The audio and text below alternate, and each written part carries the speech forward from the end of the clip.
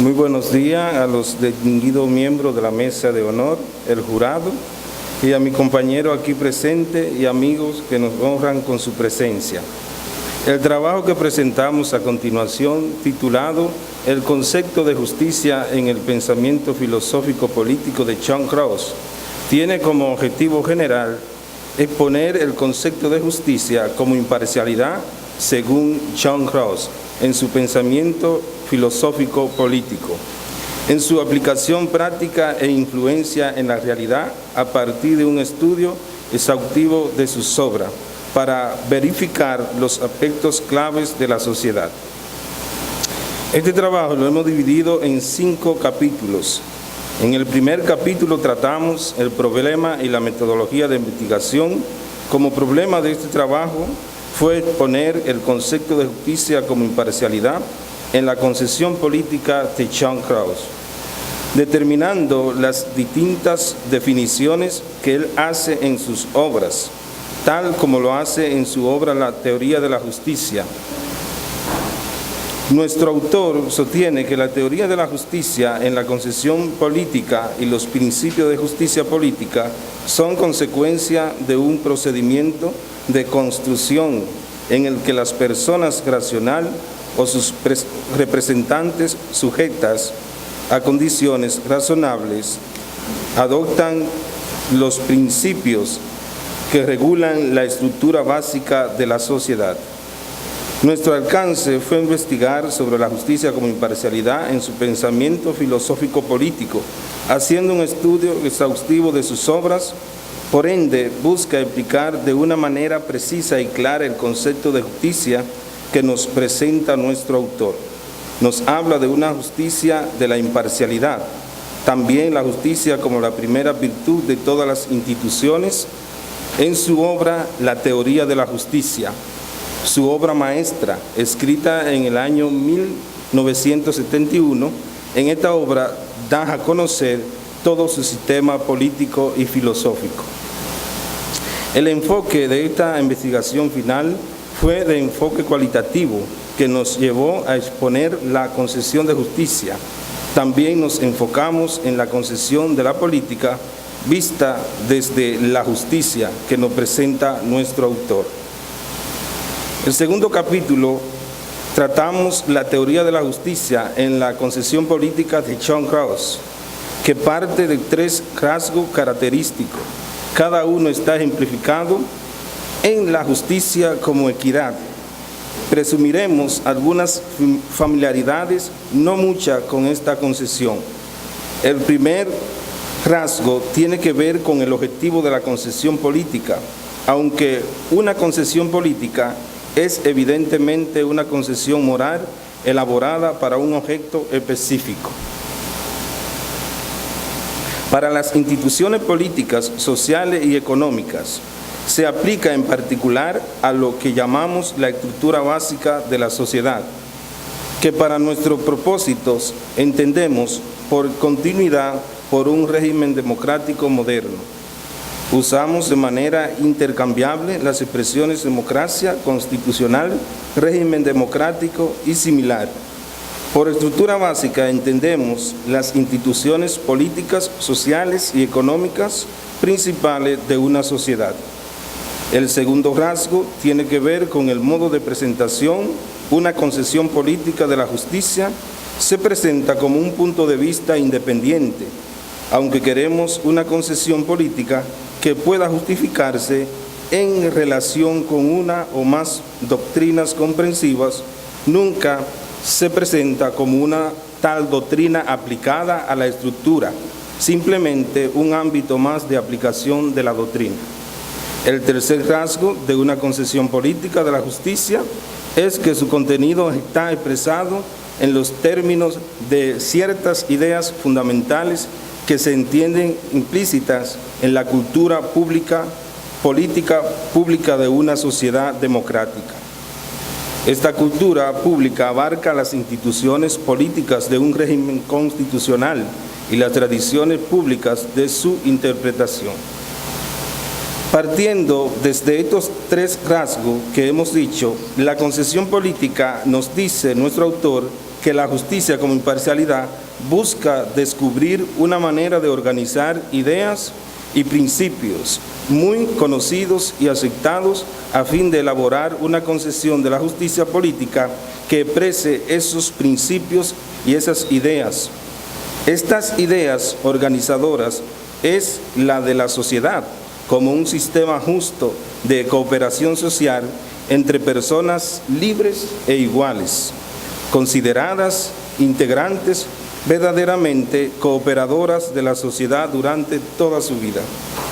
La justicia como imparcialidad tiene como objeto primario la estructura básica de la sociedad, que se entiende como la manera en que las más importantes instituciones sociales encajan unas en otras, en un sistema y cómo asignan derechos y deberes fundamentales y dan forma a la división de las ventajas que se obtienen mediante la cooperación social.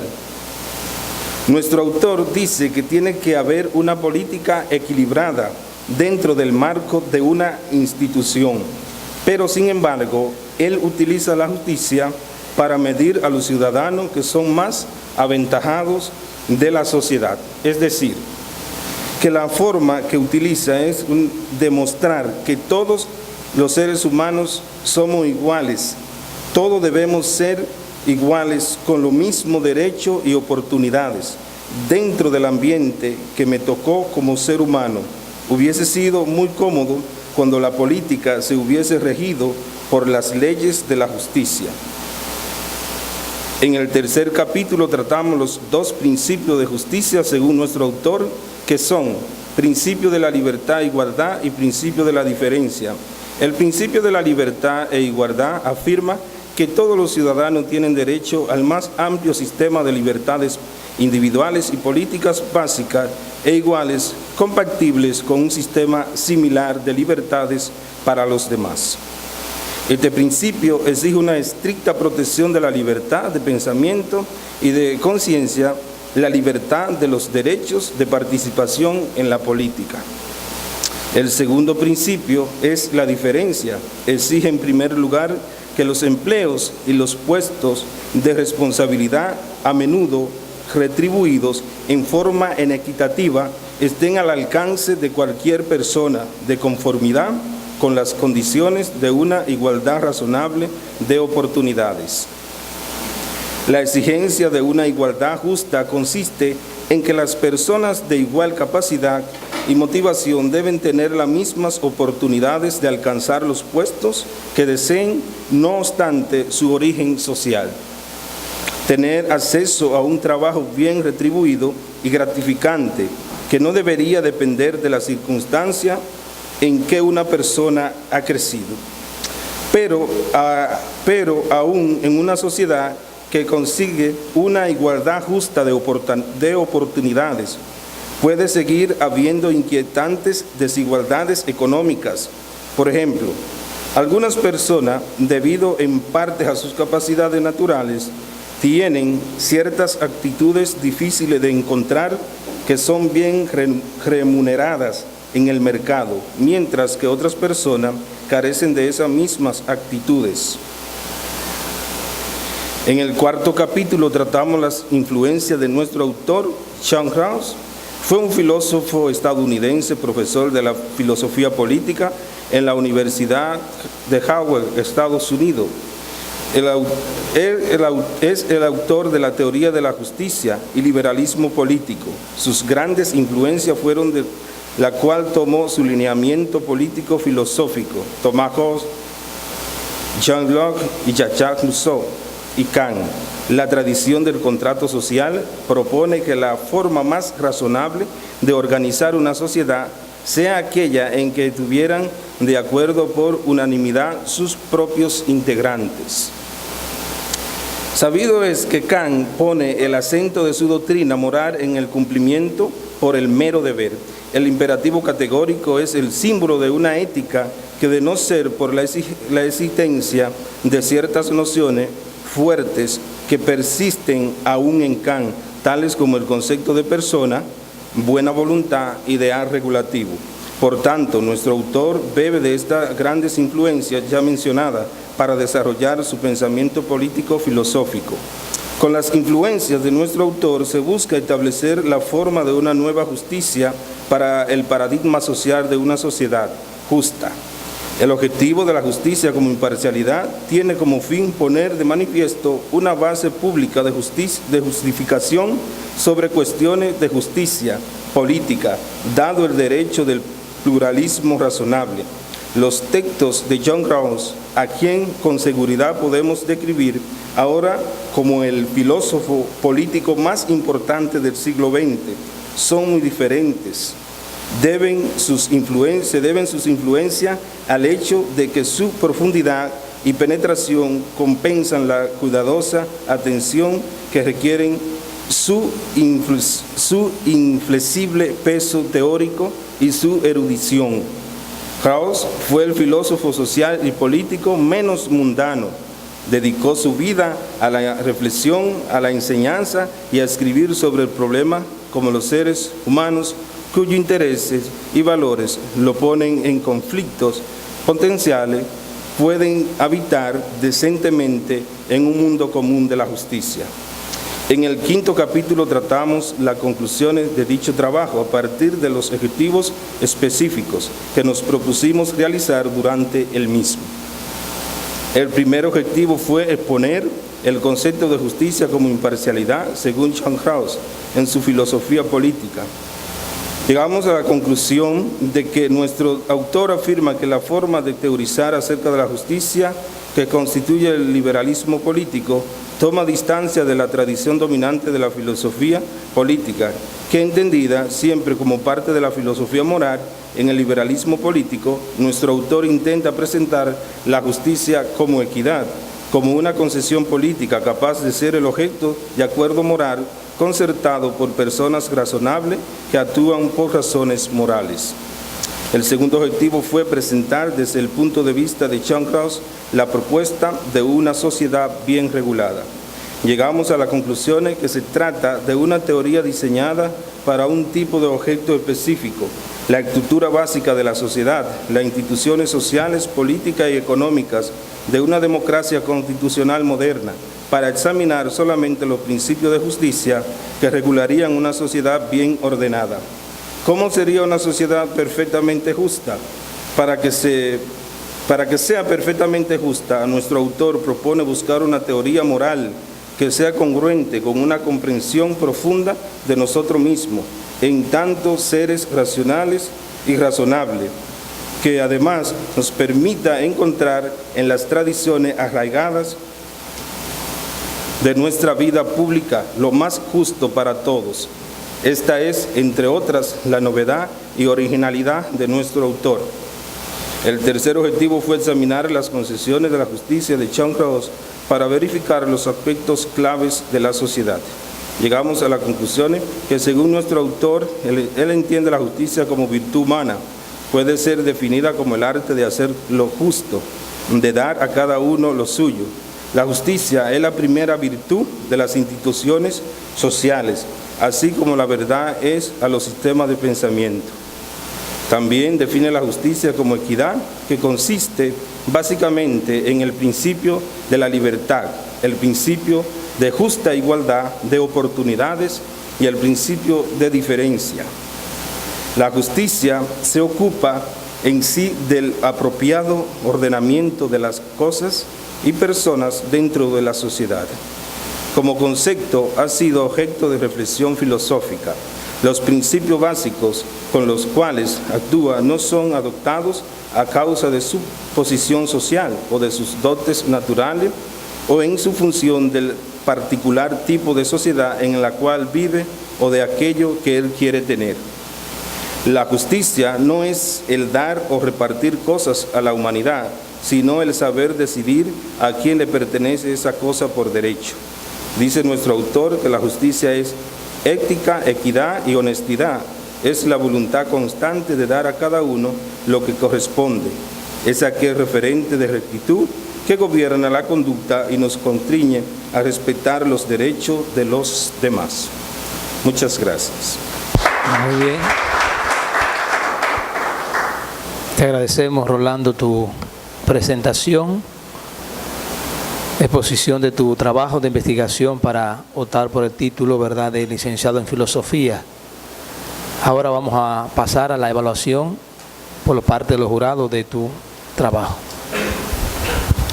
Bueno, hay que aclararle aquí a la sala y a mi querido Rolando que el papel mío básicamente está en el contenido. O sea, hay muchas cosas que la resalta Pedro, que trabaja más la parte metodológica además del contenido, o la resalta Zacarías. Por ejemplo, todo eso de puntuaciones, colocación de las letras, espacio.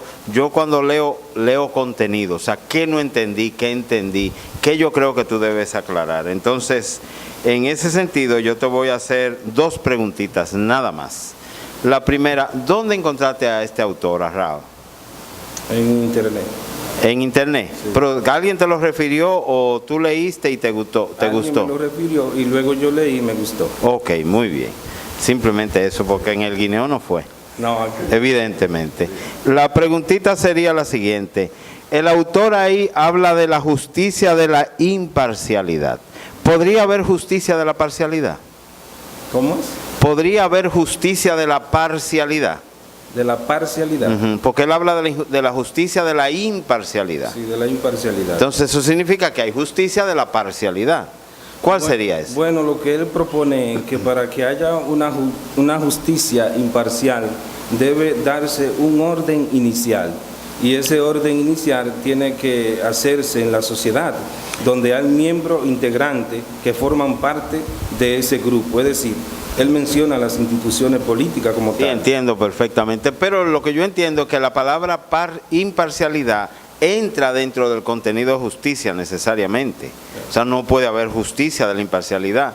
La justicia de la imparcialidad no es justicia, pienso yo. O sea, la justicia se caracteriza precisamente por su carácter de imparcialidad. Entonces me llama la atención, como tú lo mencionas aquí, el autor lo menciona, y yo digo, bueno, entonces significa que el autor considera que hay una justicia de la parcialidad, que sería un círculo cuadrado, ¿no? Él no habla de la justicia de la parcialidad. No, pero habla de la imparcialidad. Yo infiero que si habla de la imparcialidad es porque hay una justicia de la parcialidad. O sea, si yo hablo de un cuadrado, no tengo que decir que es un cuadrado de 4 lados iguales. Eso está contenido en la definición de cuadrado. Contenido. Entonces yo preguntaría, ¿habría un cuadrado de 4 lados desiguales? No, pues no hay que decir que hay de 4 lados iguales. Por lo tanto, no hay que hablar de justicia de parcialidad. No, porque lo que John Crow está destacando aquí, en mi trabajo final, lo que está destacando es que hay una justicia imparcial. Es decir, y esa justicia imparcial no solamente se da en las instituciones políticas, sino más bien que se da también en el orden dentro de la familia. Es decir, habla también de que los seres humanos, tomando de Jean Rousseau, que son libres e iguales. Es decir, hay una justicia de la imparcialidad a través del contenido en el cual él habla de esa política de la justicia. Lo que pasa es que tu autor se fundamenta más en la justicia política que en otra cosa. Exactamente. Bueno, está bien. Vamos a dejarle aquí al padre Zacarías, que tiene algunos aspectos metodológicos. No, yo te felicito, Rolando, porque por la actualidad del autor, creo que murió en el 2000. En el 2002. 2002. Es decir, que es un autor muy contemporáneo y que tú has escogido, es de los pocos, ¿verdad?, que ha sido de los poquísimos que ha cogido un autor, sí. Y contemporáneo el autor, sí, claro está. Yo creo que ha trabajado mucho, lo refleja mucho en el trabajo. Me gustó mucho una biografía muy extensa. Sí. Es decir, yo creo que de las pocas tesinas que he visto ahora en este año, que tiene una biografía muy extensa, es la de Rolando. Parece que te metiste en el tema y ha tratado también al autor. Y por eso te felicito también por tu esfuerzo extraordinario, Rolando. Alguna metodología yo creo que hay que seguirla, ya yo te la señalo aquí, no la voy a repetir. Yo leí sobre todo el primer capítulo y segundo, el padre Alejandro, porque el tiempo era muy corto para leerla. Nos dividimos, ¿verdad?, para que él también dé su apreciación de los dos últimos capítulos o 3 capítulos posteriores. Yo sí creo que el tema tuyo, como ya señalaba el profesor Freddy, tú tienes que aclarar que el autor no habla de la justicia, estas dos calidades o cualidades de la justicia, imparcial o parcial, sino que él habla tú hablas en tu tema y debes profundizarlo, la justicia como imparcialidad. Imparcialidad. Entonces, bueno, que aclare esto. Si entonces habrá una justicia parcial, ¿sí o no? Es que él no habla de la justicia imparcial. Yo me fundamenté solamente a estudiar la justicia como imparcialidad. Y él ve la justicia, si ustedes iban leyendo conmigo, en la parte final dice que la justicia es la primera virtud de las instituciones sociales, es decir, de cada entidad de la sociedad. Él la ve como esa primera virtud, es decir, que cada ser humano debe ser justo, es decir, por naturaleza. Habla de una justicia imparcial, como le dije, donde se da un orden inicial. Eso es la justicia imparcial, donde se da un orden inicial, es decir, donde se reúne un y según grupo, según tú entonces, Rolando, según tú, estudiando eso, ¿se da la justicia parcial? Ahora en la actualidad. Yo no sé. ¿Tú crees que puede haber una justicia parcial? Una justicia parcial. Bueno, según plantea nuestro autor, hay una justicia imparcial, pero viéndolo desde el punto de vista de nuestra sociedad hoy día, esa justicia a nivel político, bueno, a nivel político se daba en el tiempo de él, porque ahora no se está dando la justicia como imparcialidad, es decir, no hay una idea congruente en cada uno de los integrantes que promueven la política, es decir, la persona está viviendo prácticamente, los puestos son para los más aventajados, es decir, no hay los bienes no se están retribuyendo como debe de ser, entonces no hay una política en este momento de la imparcialidad que está viviendo. En el último momento de la nacionalidad dominicana, este juicio que se lleva a cabo últimamente, ¿qué te parece? ¿Hubo parcialidad o imparcialidad? Por ejemplo, en el juicio a Félix Bautista. Que si hubo imparcialidad, Parcialidad fue parcial la justicia a lo que le correspondió. fue parcial, prácticamente parcial, no una imparcialidad.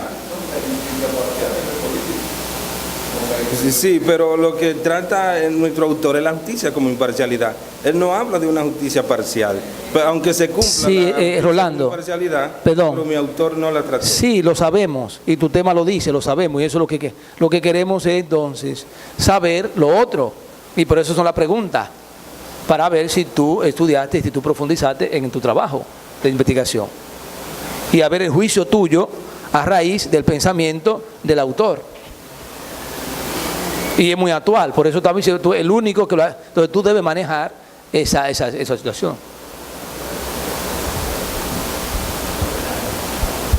Muy bien, me parece de verdad fenomenal el hecho de escoger a un autor contemporáneo, ¿verdad? Hay que felicitarte por ello, porque quizás es más fácil escoger a alguien del que se ha hablado tanto. Sin embargo, tiene sus aristas también por donde cortar, ¿no? Un autor tan actual. Como ustedes saben, me caracterizo por sacar a flote algunas de las situaciones que se dan en estos trabajos. Por ejemplo, me gustaría ya que tú busques la página 97, el último párrafo. De ese párrafo yo te pido encarecidamente que lo reformule nuevamente. ¿Página? Página 97, el último párrafo, que tiene tres, el tercer párrafo de la página 97, donde tú usas 5 veces el término investigación y 5 veces también el término trabajo. O sea, que trate de reformularlo, podría ser en 2 líneas o 3 líneas, tú ves, porque repetirlo constantemente produce un efecto cacofónico, como dicen a nivel del lenguaje, y entonces complica la situación. Cambiándolo, perfecto, ¿verdad? Porque se trata de explicar qué es lo que tú tratas de señalarnos. Me gustaría preguntarte, antes de hacer los últimos comentarios, ¿dónde tú percibes la influencia de Kant en el pensamiento de Rawls?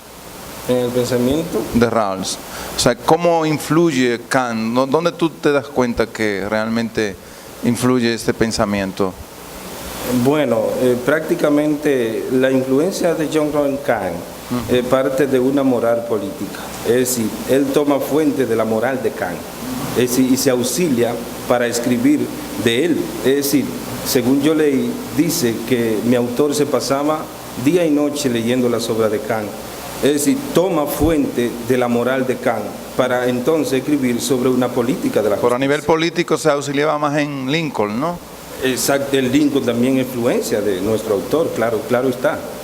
¿En qué consiste entonces al final ya de tu trabajo? Tú dices que hay un velo de la ignorancia que lo propone Rawls. ¿En qué consiste este velo de la ignorancia? ¿Es una utopía o es realizable? Cuando él habla del velo de la ignorancia, prácticamente lo que se está refiriendo al paño que tapa ahora a la sociedad. Es decir, un paño que no le deja ver, es decir, no le deja entrar a lo que es la parte de la justicia. Es decir, hay un paño que le tapa. Él habla del velo de la ignorancia como el paño que tapa al ser humano para hoy no dejar ver la justicia, como esta virtud que lleva al ser humano a actuar de una manera moral. Entonces, el velo de la ignorancia está planteando como que el ser humano se ha dejado como envolver de este velo, se ha dejado como llenar de cosas que lo llevan a vivir una vida desordenada, podríamos decir, de acuerdo a lo que yo más o menos entiendo por el velo de lo que él decía de la ignorancia, del velo de la ignorancia. O sea, que los políticos mismos podrían actuar de esa manera, ¿tú crees? Claro, lo plantea en una parte del trabajo, habla donde dice que los políticos de hoy día, del tiempo contemporáneo, del siglo XX, es decir, hacen promesas muchas veces y esas promesas no son cumplidas. Entonces, cuando no son cumplidas, dice que este velo de la ignorancia, entonces se han dejado envolver de este velo que le ha tapado totalmente y no se han dejado llevar por la justicia. Bien. Yo traté los últimos, o sea, el tercer y cuarto capítulo, porque el quinto ya son las conclusiones, ¿verdad? Y en estos dos, la distribución más o menos es buena. Lo único que voy a corregirte, que también te voy a pedir, no sé, que tú me expliques lo de la bibliografía, porque yo veo un salto, no sé si es la metodología que ustedes siguen, de Rawls. Por ejemplo, son las fuentes primarias, y como te decía el padre Zacarías, es digno de alabar eso, que realmente buscaste mucho y de verdad que hay bastante. Y en esas 29 artículos de tu autor, hay 61 también fuentes secundarias, o sea que es digno de resaltar esto. 108, haciendo el cómputo, que siempre me gusta, ¿verdad?, hacer el cómputo de estas citas, un 33% de Rawls y de los otros autores también para tu trabajo. Lo que sí veo que es muy corto la cantidad por páginas, 1,5, 2, o sea que podrían ser 3, porque como que no citas, o 2 o 3 párrafos lo dejas sin ninguna cita, o sea que no forma parte de ti. Sí. Que no hace cita directa y cuando la hace muy poca, así que hace indirecta. O como si fueran tuyas, exactamente, y uno sabe que no son tuyas, sino que son de autor. O sea, que trate de volver en eso y ponerla, no te preocupes por tantas citas, lo importante es que si no es pensamiento tuyo, pues tú los expones ahí. Okay. Lo que creo aquí al final es, en la bibliografía, que se sigue una secuencia alfabética, ¿verdad? Y no sé si lo dividiste, fue por libros físicos, aunque como fuente de internet hay como 9, ¿verdad? Si pudiera tú acercarte acá para que vea con más detalle, ¿verdad? Lo que te estoy explicando es que aquí, por ejemplo, aquí están todas las fuentes primarias de Rawls. Entonces, aquí vuelve, después que ya hiciste este recorrido, vuelve aquí y me pone otras citas de Rawls. ¿No sería mejor unirlas todas, agruparlas todas, verdad? Sí, porque a nivel de la estética. El orden ortográfico. Alfabético, perdón, sí. El orden alfabético. Sí. Arreglaría, sí, esto, porque es que vuelve, tiene que seguir una secuencia, ¿verdad? Hasta el final.